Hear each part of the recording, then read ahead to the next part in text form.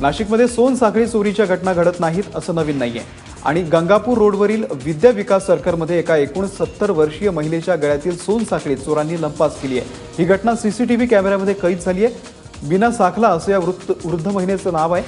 विशेष म्हणजे मंगळवारीच पंचवटी आणि मुंबई नाका परिसरामध्ये अर्ध्या तासाच्या अंतराने सोनसाखळी चोरीच्या 2 घटना घडल्या।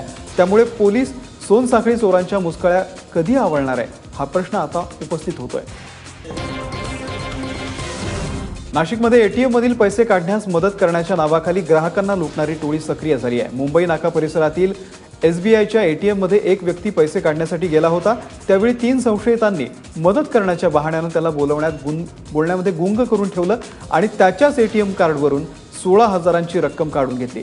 बँकेचा पैसा काढल्याचा मेसेज आल्यानंतर आपली फसवणूक झाल्याचं त्या व्यक्तीच्या लक्षात आलं आणि त्यानंतर मुंबई पोलीस ठाण्यामध्ये त्यांनी त्या व्यक्तीने तक्रार दाखल केली आणि एटीएमच्या सीसीटीव्हीमध्ये हा सगळा प्रकार उघडकीस आलाय।